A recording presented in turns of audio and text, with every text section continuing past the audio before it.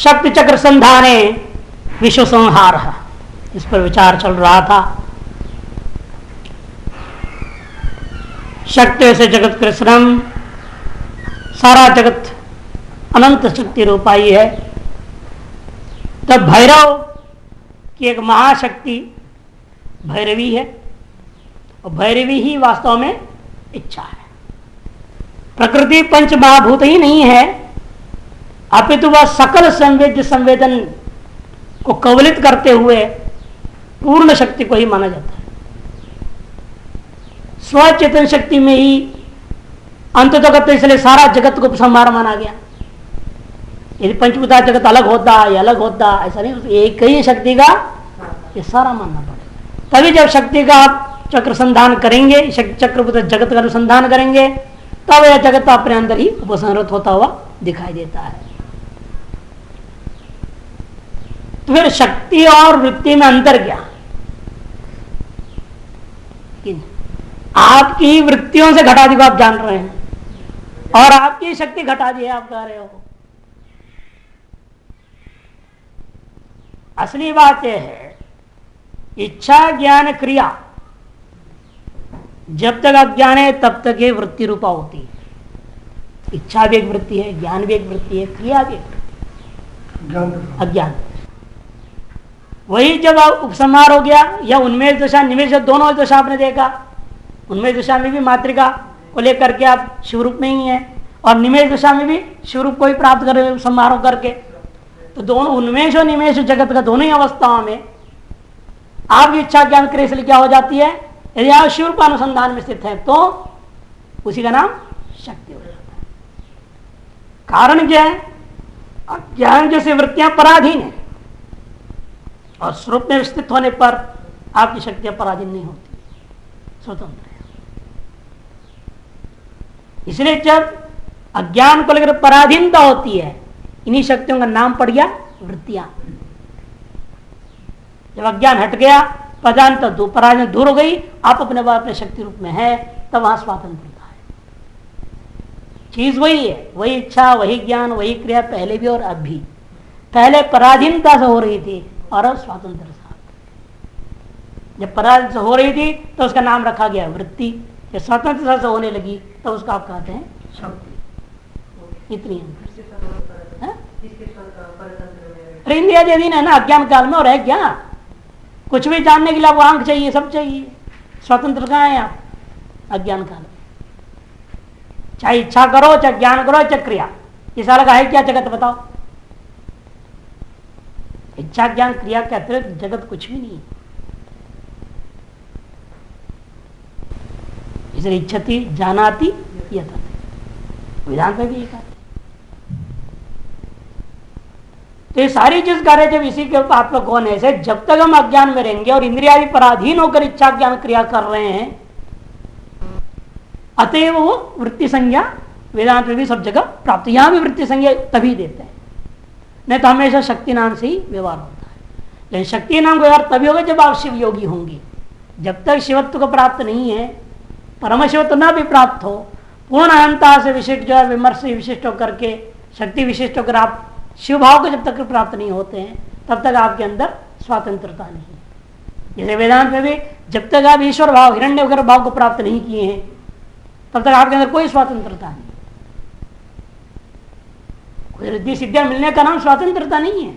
सिद्धियां भी कोई स्वतंत्रता नहीं है, वो सभी पराधीनता है, बहुत कुछ उसमें भी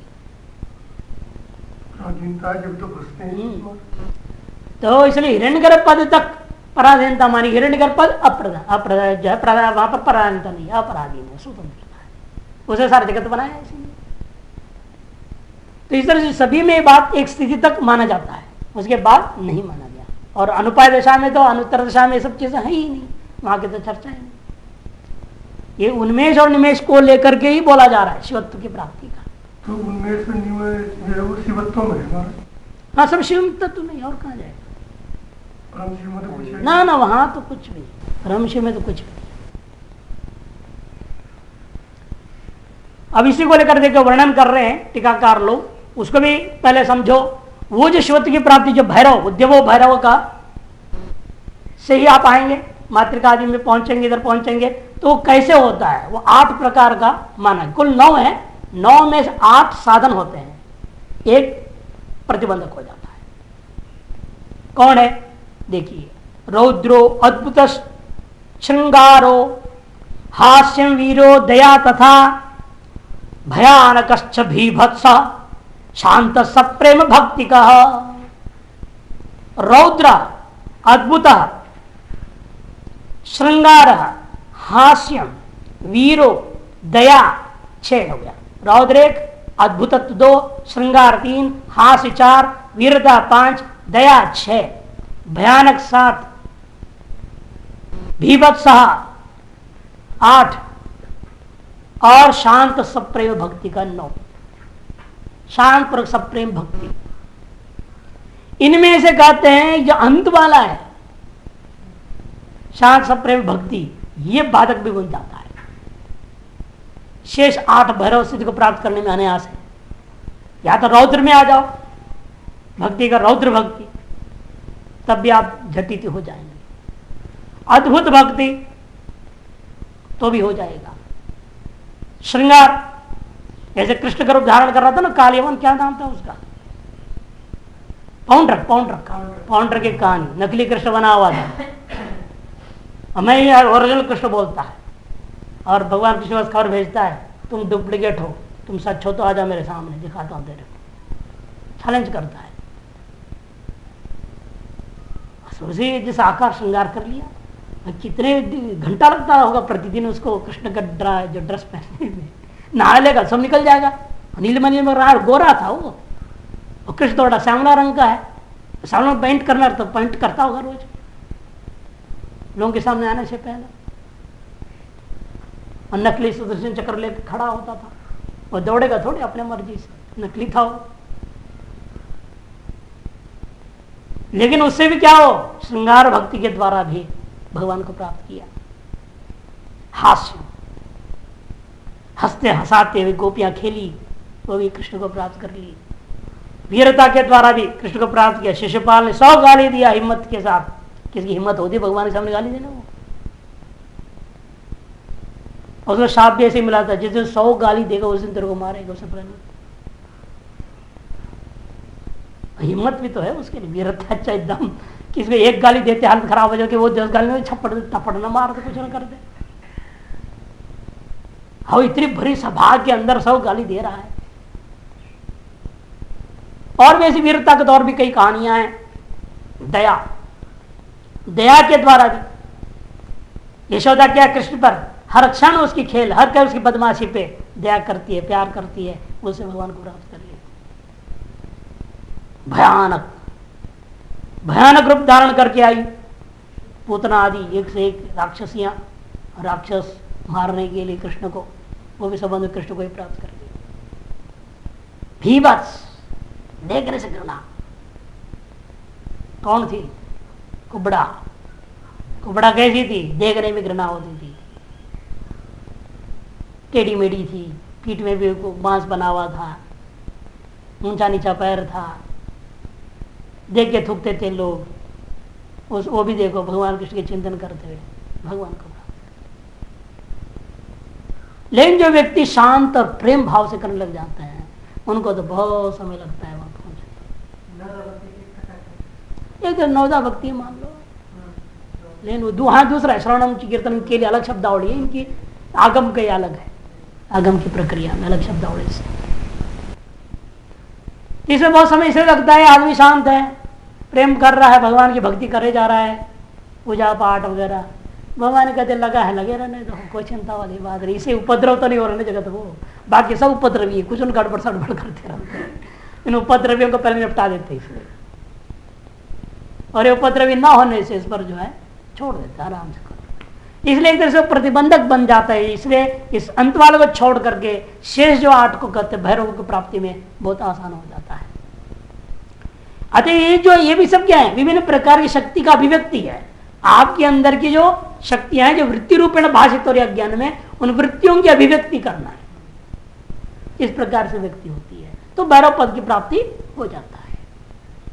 उसको लेकिन अपने टीकाकार लोग कह रहे, देखिए पर प्रतिभाभ्यास दाढ़ियात वित्थान दशाएं अपनी, जैसे पूर्व सूत्र क्या था, वित्थान दशा में था, उन्मेष में था, और अभी उपसंहार निमेष दशा की बात कर रहा है। प्रशांत भेद अवभासो भवति स्वातंत्र शक्ति काप्यस्ति यया स्वभित्तो एवं स्वचेतन रूप भित्ति में ही मही उल्लासात प्रवृत्ति पर प्रमात्र विश्रांत्यंतम श्रीम सृष्टिया शक्ति चक्र स्फारणात्मा क्रीड़ा यम आदर्शिता। पूर्व सूत्र और इस सूत्र के साथ संबंध जोड़ रहे हैं। पूर्व सूत्र में तो उन्मेष काल में उस शिव का ही सारा क्रीड़ा रूप में आप देखते हुए अपने से अभिन्न रूप में अनुभव करते हुए अपने शिवत्व का अनुभव करेंगे, शिव हम करके। तस्य एव तस्यैतद आभासितस्य, वह यह जो उन्मेष काल में आभासित था शक्ति चक्र रहस्य आमनाय आमनात नित्या। देखो वेदांत को कैसे बोल रहे हैं, रहस्य आमनाय माने उपनिषद, रहस्य जो कथन उपनिषदों में, आमनात जो नित्या उसमें कथित नीति को अपना करके यत संधानम तस्माद तस्मदाकाश आत्मा आकाश संभूत आकाशात वायु वायु और अग्नि अग्निर, इसे जो प्रक्रिया बताई गई है उसकी विपरीत प्रक्रिया से उसे वहां बताए हुए प्रक्रिया के नीति को अपनाओ, लय की नीति अपनाओ। उसी अनुसंधान कैसे करेंगे, यहाँ तो उत्पत्ति स्थिति लय कुछ वर्णन है ही नहीं, इसे उसकी उत्पत्ति और उसकी विपरीत क्रम से लय का वर्णन जो उपनिषद में कहा गया है उसको लेकर के यहाँ अनुसंधान करना है आपने। नित्य यत संधानम यथोचित क्रम विमर्शनम, संधान का मतलब क्या, यथोचित क्रम और अक्रम का विचारणा करना। तस्मिन् सति वो होने पर काल अग्नि आदेश चरम कलांत विश्व से संहारो, काल से लेकर के चरम कला पर्यंत सारे चीजें संपूर्ण विश्व का ही संहार होता है। देहात्मतया बाह्यतया च अवस्थित जो देहात्म रूपेण बाह्य रूपेण अवस्थित भी जो था सदा पर संविद अग्निसात भाव भवती, जो पर संविद है आपका शिवरूपता है अग्नि है, उसमें सब भस्मीभूत होकर भूत हो जाएंगे। ईश्वर का मृत्युंच कालंच कला कलापम विकार जातम प्रतिपत्ति सात्म्यम ऐकात्म्य नानात्म्य विकल्प जातम तदा सर्वं कवली करोति। मृत्युंच कालंच कला कलाप, शरीरादि का मृत्यु ये संसार का जो काल है, और जितने भी कला के जो विस्तार है कलाप है, जो कुछ विकार जात है, जो ज्ञान के साथ प्रतिपत्ति सात्म्यम, ज्ञानी है वास्तविक स्वरूप जिनका, चाहे एकात्म रूप हो चाहे नानात्म रूप हो, सकल विकल्प समूह को, तदा उस अवस्था में क्या होता है, साधक क्या करेगा, सर्वम कबली करोति, सब शक्तियों सहित उसके अंदर उपसंहार हो जाता है। इसलिए पूर्वोक्त सूत्र के द्वारा भैरवात्मक उद्यम का महती शक्ति वर्णन हुआ, और वही शक्ति को यहां पर अतिक्रांत क्रमाक्रम वाली जो शक्ति थी उसको क्रम में जो उत्पन्न है उसका व्युत्क्रम से उसका लय का चिंतन हुआ। सृष्टि स्थिति विलय नाम आभास विच्छेदन स्वभाव। इस प्रकार से क्या होता है, इस आभास सृष्टि स्थिति विलय का प्रलय का जो आभास चल रहा है, इस आभास का सदा सदा के लिए विच्छेद हो जाएगा। यही है इस चिंतन का स्वभाव। अक्रम युगपत तेषाम अवभास, क्योंकि अक्रम पूर्वक भी हो सकती है कि सृष्टि क्रम से उत्पन्न हुई, कोई जरूरी नहीं। जैसे ऐत्रेय परिषद क्या होता है, लोकानुसृजाइति, उसे क्या संकल्प किया, मैं लोगों की सृष्टि करूं, झट झट सारे लोग खड़े हो गए सीधे निरुपाद, सारे लोगों को पैदा कर दिया।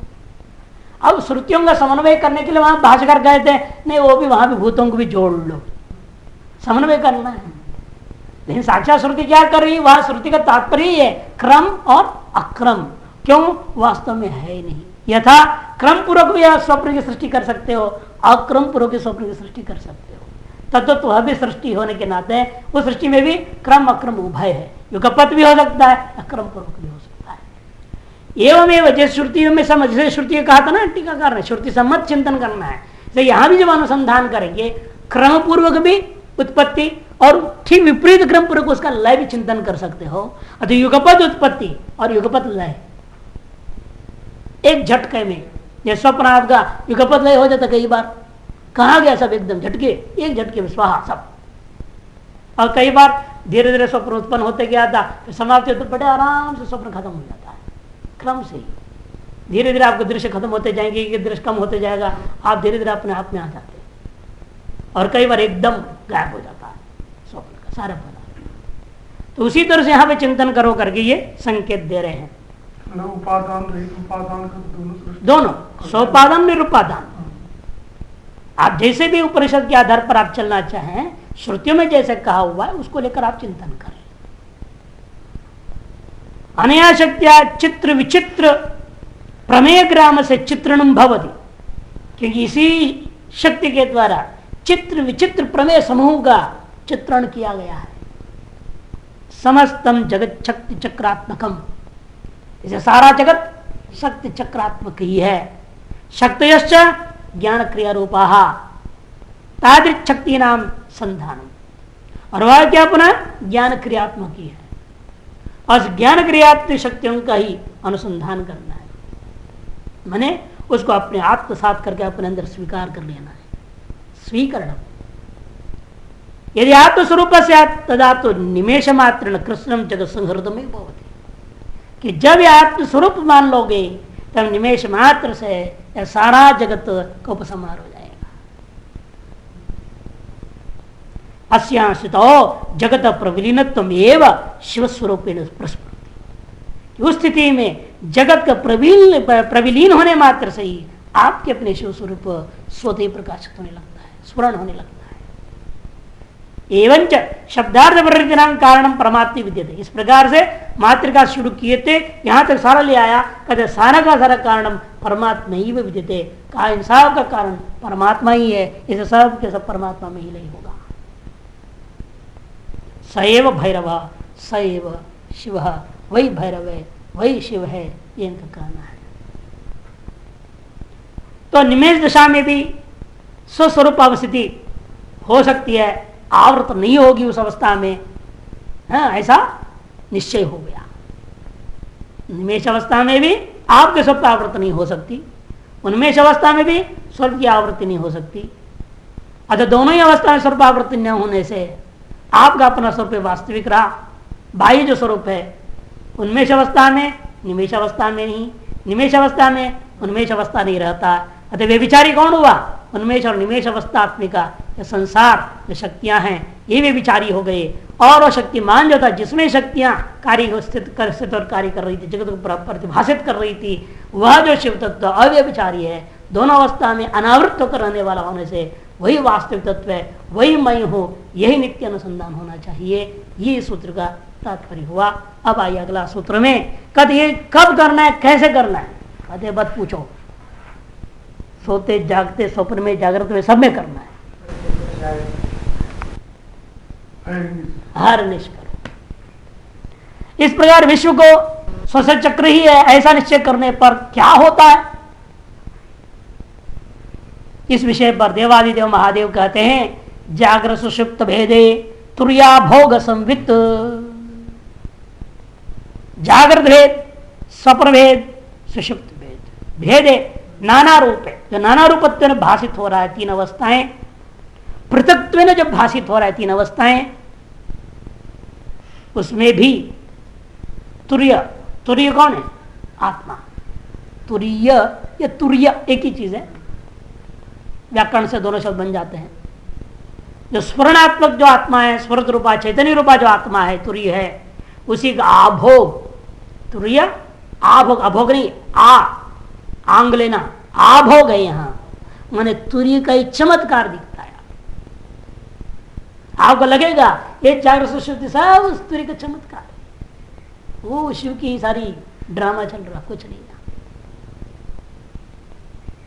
मैं बेकार बात हो रही, बकरी जैसे मैं करते रहते, ये सब उसी की लीला, उसी की क्रीड़ा चल रही है, उसी पर छोड़ो इसीलिए सारी। यह आभोग संवित भवति।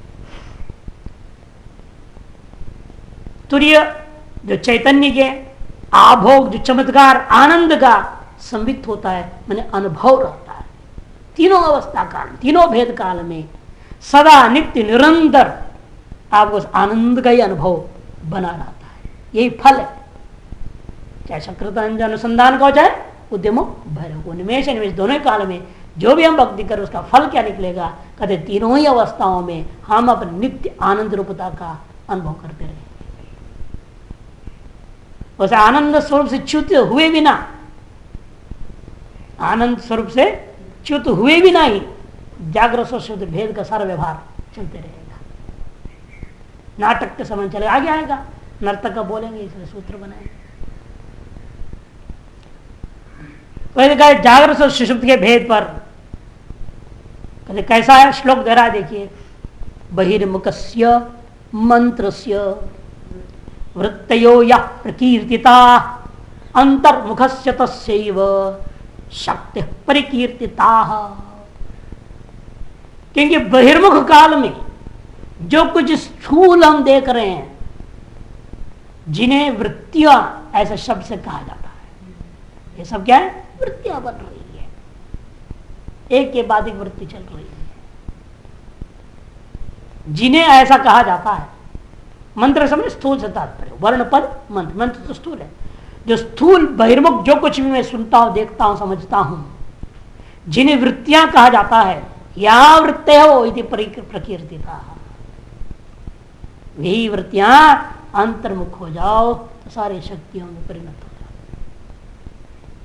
अंतर्मुखस्य तस्यैव क्या होगा?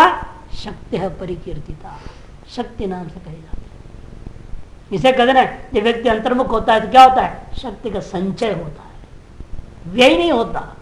और बहिर्मुख होंगे, वृत्ति रूपेण बाहर निकल गया तो व्यय ही व्यय होते रहता है, इसलिए आदमी थक जाता है। सोते सोते आदमी थक गया, ऐसा कभी हुआ? सोया हुआ आदमी कभी उठकर नहीं बोलते मैं थक गया, वे सो कर। हाँ, लेटे लेटे थक गया बोलेगा जरूर, सो करके थक गया नहीं बोलेगा। सो नींद आ गई, मैंने थकान नहीं होगी वहां, और नींद नहीं आई, इधर उधर लुढ़कना पड़ रहा है, तब वो थकेगा जरूर। क्यों? अभी वृत्ति बनी हुई है ना, नींद नहीं आई। ट्रेन वगैरह में होता है, आदमी क्या करे? लेटता है, कब तक लेटा रहेगा? इधर पलट उलट, सर 48 घंटे ट्रेन जाना पड़ता है, हालत खराब हो जाती है। तब वो कहेगा लेटे लेटे थक गए, परेशान हो गए। लेकिन वहां पे नींद आ जाए आदमी को, फिर क्या कहें? इसलिए आजकल वहां पर भी निकालने लग गए लोग, ट्रेनों में बोतल पी के सो जाते हैं। हाँ, नींद की गोली खा के वो सो रहा है, को कुछ कर, सब कुछ होने लग गए ना ट्रेनों में।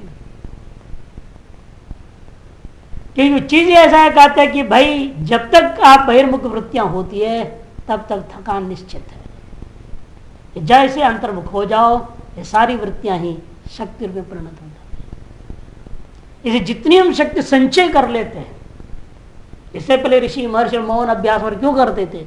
शक्ति संचय के लिए। जितना आप एकांत में रहेंगे, अब यहाँ लोग आते नहीं, अब किससे बोलेंगे? बोलना ही नहीं। जितना कम बोलेंगे उतना अच्छा रहता है, शक्ति संचय होता है, बढ़िया पढ़ा रहे हैं। और दिन भर चाहे चाहे लोग करते रहे, दिमाग खाड़ते रहे तो पढ़ाने में थकान हो जाएगा, दिन भर ही थक जाऊंगा, 2 बजे क्या पढ़ाऊंगा? इसलिए पहले जमाने में ऋषि लोग मुनि लोग एकांत में क्यों रहते थे? और लोग आना ही कम था। अब लेकिन आजकल की समस्या क्या? विद्यार्थी यहाँ आना नहीं चाहते, तपस्या करना नहीं चाहते। पहले जब विद्यार्थी लोग जाते थे, राजा के भी बच्चे भी जंगल में रहते थे, और यहाँ तो गरीब का बच्चा भी नहीं आना चाहता। कहते हम भी वहाँ रिस्के से भंडारा खा करके पढ़ लेंगे, जैसा मिल जाए, जो भी हो जाए, कई बात है। नहीं पढ़ाए तो भी चले, भंडारा तो मिलना चाहिए, रहने को ठक ठक होना चाहिए, टिप टप होना चाहिए, सारा पढ़ाई हो या ना हो, वहाँ कहने को तो हो ही जाएगा ना। हम ऋषिकेश में तपस्या की, उनका काम तो निकल गया, काम तो पूरा हो ही गया, ज्ञान मिले न मिले। हिमालय के तपस्वी कीर्तनकार महाराज हरिभक्त पारायण महाराज पहुंच गए, है ना, हिमालय के तपस्वी है। बनारस के तपस्वी, हाँ, बनारस के तपस्वी हैं, काशीवासी, कई लोग लिखते काशीवासी, हमने देखा हरिभक्त परायण काशीवासी। अब अपा हरिभक्त परायण इनके यहाँ लिखते हैं, इनके यहाँ पैम्पलेट देखोगे ना बड़ा आश्चर्य होता है। महाराष्ट्र में पैम्पलेट इतनी इतनी बड़ी होंगे और पढ़ना मुश्किल हो जाता है, इतना लिखते हैं, उसे क्या जरूरत है भाई, कार्यक्रम दुनिया भर लिखेंगे, पढ़ने वाले को मूर्छित कर देते हैं। हाँ वो देखो बन जाए, पढ़ पढ़ के ही परेशान होगा। कई जगह नहीं रह जाती है, खाली जगह ऐसे ही लिख देते हैं, फोटो दुनिया प्रिंट कर।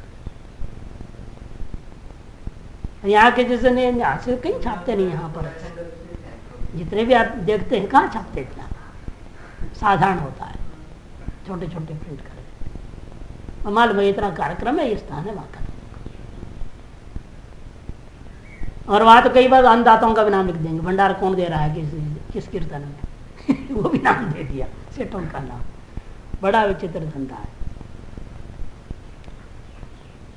तो कहते इसलिए तो संविद रूप है ये तुर्या भोग, कई संभव भी पाठ है, तुर्या भोग संविद कई मंत्र है, सूत्र है, कई तुर्या भोग संभव करके भी पाठ है।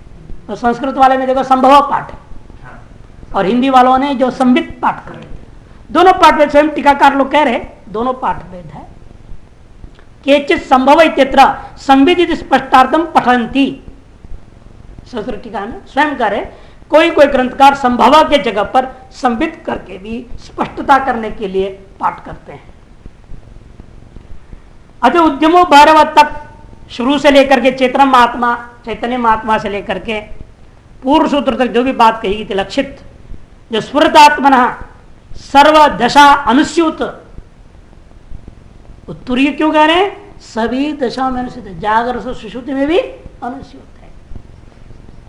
सर्वदशा अनुस्यूत तुर्य से यह भोग न चमत्कार आनंदात्मक तस संभव नित्यम एवं तुर्य चमत्कारमयत्वम प्रोक्तम महायोग युक्त से भवती, ये बात महायोग युक्त पुरुषों में ही अनुभव में आ सकती है। जो सारी अवस्थाएं उनकी अपनी ही जो है चैतन्य रूपा भित्ति पे एक चित्र के रूप में चलता हुआ दिखाई देता है, उन्हें अंदर बाहर का भेद ही नहीं दिखता, सब कुछ अंदर एक स्क्रीन में दिखता हुआ जैसे दिखते रहता है, अव्यवहार होते रहता है शरीर से।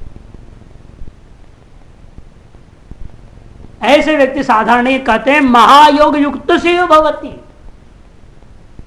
साधारण को नहीं होगा। इसी को भावना उपनिषद है जो आगम का विचार, उनकी शक्तियों के विचार वगैरह बहुत प्रधान रूप से लेते हैं, उसमें शिव योगी नाम से कहा जाता है। ऐसे योगियों को ही शिव योगी कहते हैं। यतेन्दु पुष्प संकाश समन्तादो भासते आह्लादन समूहेन जगदाह्लादय क्षणा तद्देवी महायोगी यदा पर्यटते महीम ज्ञानेन्दु किरणैः सर्वैर् जगच्चित्रं समस्तकम् आह्लादे समन्तात् तद् अविच्यादि शिवांतकम्। कहे जैसा इंदु चंद्रमा, शरद पूर्णिमा की चंद्रमा की किरण जिस प्रकार से जहां जहां फैलती है वहां वहां पर सबको आनंदित कर देती है, आह्लादित कर देती है उसकी किरणें। यथा इंदु पुष्प संकाश समन्ताद भासते आह्लादन समूहेन जगत आह्लादित क्षणा, क्षण मात्र से ही सारा जगत को आनंदित कर देती है चंद्रमा उस दिन। ठीक उसी तद्वत हे देवी, ये जो महायोगी है पर्यटते महिम यदा, इस संसार जहां कहीं भी जाता है अपने ज्ञान रश्मियों के द्वारा, ज्ञानेन्दु किरणै, ज्ञान रूपी चंद्रमा की किरणों के द्वारा सर्वैर जगत चित्रम समस्तकम आह्लादित, समस्त चित्र विचित्र जगत को यह आनंदित कर देता है। कहां का आनंदित करेगा, जो सामने देख रहा है, जाओ आंख डालेगा नजर वहीं, कहते नहीं नहीं तद अविच्छादित शिवांतकम, दशों दिशाओं में उसका उपस्थिति मात्र से आनंद का किरण फैलते जाते, जहां बैठ जाए, जहां चलता फिरता रहे, चारों तरफ उसके जो भी उसके पास जाए ना जाए उसको देखने में उसके आनंद का अनुभव होने लगता है, स्थिति की अनुभूति हो जाती, शांति का अनुभव होने लगेगा। जो आएगा बड़ा दुखी दुखी भी आ रहा है, थका थका आ रहा है, आगे बैठे बिल्कुल प्रसन्न हो जाएगा। कहेगा थकान दूर हो गया, आनंद हो गया। ऐसी स्थिति उस महायोगी का होता है। साक्षात शिव देवी को समझाते हुए कह रहे हैं इस बात को। यस्मिन काले चित्त स्वरूप अच्युत, हमारे चित्त का स्वरूप क्या है? कभी च्युत होता नहीं, इसे उसका नाम अच्युत है। स्वस्वरूप परिस्पंदम भवति, स्वस्वरूप का ही वहां स्मरण हो रहा हो। यदा यस्मिन काले तदा जागृदादि भेद तथा आवरणे समर्थो येन न भवति, तब ये जागृदादि भेद और इस भेद का कारणीभूत आवरण, जो आपका ज्ञान, ये सारी चीजें उसको दोबारा ढकने में समर्थ नहीं होते। आवरण समर्थो ये न भवति, जिस वजह से आवृत करने में समर्थ नहीं होते, तम दर्शित महा, उसी तुर्य आनंदता को इस दर्शाने के लिए यह सूत्र आरंभ हुआ है। जागृत स्वप्न भेदे तुर्या भोग संभवती।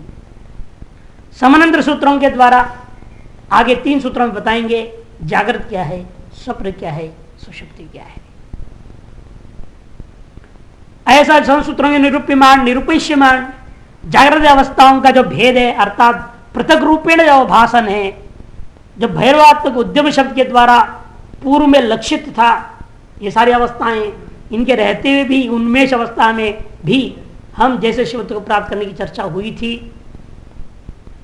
स्मरण स्वभावात्मनः, क्योंकि लक्षित तत्व क्या है? लक्ष्यभूत हमारा वस्तु, उसी का निरंतर स्मरण करना है। इस जागृत अवस्था में भी, स्वप्न में भी, सुषुप्ति में, उन्मेष अवस्था में भी, सर्वासु दशासु अनुस्यूततया, सकल दशा में अनुस्यूत रूपेण तुर्यस्य यह चमत्कार रूप आभोग, तुर्य का जो एक चमत्कार रूप आभोग है, एक विलक्षण आनंद है, जो विषयजन्य नहीं होता, विषय निरपेक्ष होकर के, विषय की सहायता के बिना, इंद्रियों की सहायता के बिना, किसी भी की भी किंचित अपेक्षा किए बिना जो आनंद है, इसलिए उसको बोलते हैं चमत्कार है। वो ये शब्द प्रयोग कर रहे हैं चमत्कार के समान। आभोग शब्द का अर्थ वास्तव में चमत्कार होता है, इसे कहते हैं एक चमत्कार विशेष है। स तो महायुक्त योगी न सर्वदेव भवती, और महायोग युक्त योगियों के लिए सर्वदा प्राप्त होता है। एतेन महायोगिनो जागृदादि अवस्थासु, या जागृदादि अशुद्ध है संस्कृत वाला पुस्तक में, जागृत सकल अवस्था में तुर्या भोग मयत्व, उस चैतन्य का आनंदमयता का अनुभूति निरंतर उसको उतरती, परानंद अनुभूति की रूपता में नित्य स्थित रहता है। ये इसका तात्पर्य है। अतः 37 तत्वात्मक विश्व जो अपने से बाहर प्रतीत होते हुए भी ऐसे महान योगी को बाहर प्रतीत होते हुए भी स्वयं को भी और स्व से चैतन्य से भिन्न प्रतीत होता हुआ दिखाई देगा। इसी अवस्था की तरह अनुभव कराने के लिए हमारे गुरुजी योग निद्रा में क्या बोलते हैं? आप लेटे हैं,